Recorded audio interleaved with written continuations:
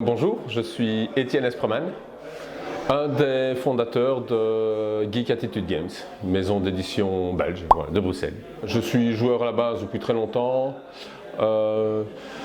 J'ai d'abord commencé à m'insérer un petit peu dans le milieu en tant qu'animateur, comme beaucoup font, puis j'ai eu quelques idées de proto, il y a maintenant une dizaine d'années, dont un a fini par sortir, qui s'appelait le jeu, qui s'appelle toujours Bruxelles 1893.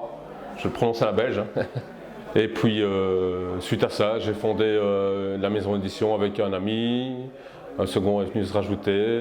On a fait quelques jeux. On grandit un petit peu, voilà. Alors, dans Bruxelles, donc 1897 ou 93, c'est la fin du 19e siècle. C'est la période Art Nouveau. Et dans ce jeu, on est des architectes. Et on va donc créer des maisons, créer des œuvres d'art, participer à des expositions, s'entourer de personnalités de l'époque pour gagner en prestige, en points de victoire. Donc c'est un jeu compétitif.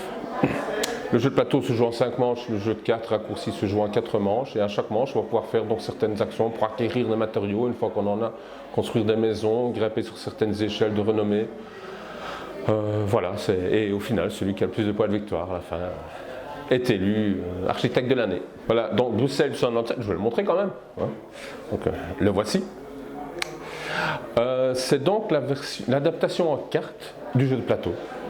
Donc c'est basé sur le même thème, on retrouve vraiment les mêmes sensations de jeu et le même plaisir de jeu, du moins je l'espère, mais de façon beaucoup plus simplifiée. Alors, il n'y a plus de bois, il n'y a plus de pièces, tout est en carte. Donc c'est une version beaucoup plus abordable, beaucoup plus courte, plus simple sans doute, mais toujours, à mon sens, aussi profonde et stratégique. Celui-ci, il est beaucoup plus accessible, donc il correspond à un public élargi, alors que l'autre est déjà beaucoup plus gamer.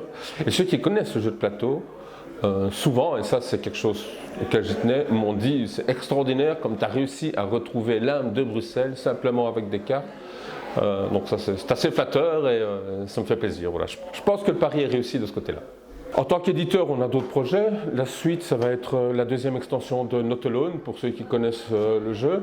Dans la deuxième extension, les naufragés de l'espace, les traqués, vont se rendre compte qu'ils n'étaient pas les premiers. Ils vont pouvoir rencontrer d'autres survivants, vont pouvoir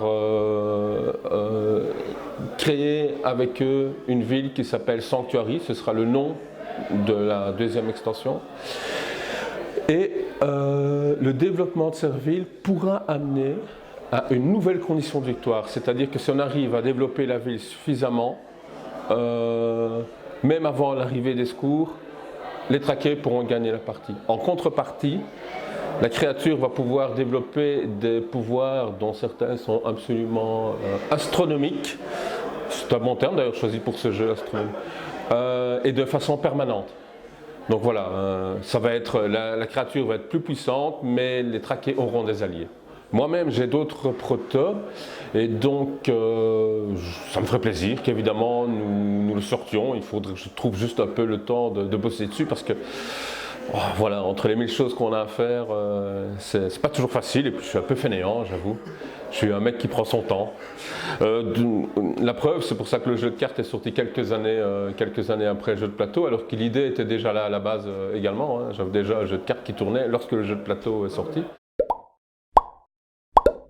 C'est prévu, il y en a 3 qui vont encore arriver fin de l'année. Et alors, une thématique Far West. Il est même prévu des versions plus simples pour enfants, beaucoup plus basées sur des images, mais très intéressantes. Ça, j'ai déjà vu, on a déjà pu jouer un premier proto. Voilà. J'avais compris et je suis arrivé à résoudre l'enquête, donc ça devrait le faire pour les enfants de mon âge, 6-8 ans. Il y a également le jeu de plateau de Bruxelles 1893, il y a une extension sur laquelle je travaille, qui est déjà bien aboutie, on a déjà fait quelques parties. Et donc ça me ferait évidemment plaisir de ressortir le jeu avec les nouveaux éléments. Mon désir premier serait d'en faire un Kickstarter avec pourquoi pas des éléments améliorés, genre des pièces en métal, ce genre de choses. Faire une sorte de boîte, donc pas sortir qu'une extension, mais refaire une boîte contenant tous les éléments on a également choisi un autre illustrateur qui s'appelle Vincent Joissin, qui est également auteur de jeux. Il a fait Mao, Contract. Donc c'est un pote, hein, aussi un Belge, bien que j'aime beaucoup les Français, il n'y a pas de souci, mais je veux dire, c'est vraiment un jeu fait chez nous, au sein des frontières. Et donc c'est la raison pour laquelle, tant qu'à refaire de nouvelles illustrations, on referait un jeu complet, incluant tous les éléments, et le jeu de base, et les extensions dedans. Mais tout ça est encore au conditionnel, c'est quelque chose qui me tient à cœur, on verra. On est 3 chez Pearl Games, on verra ce qu'on décide, on verra ce qui se passe.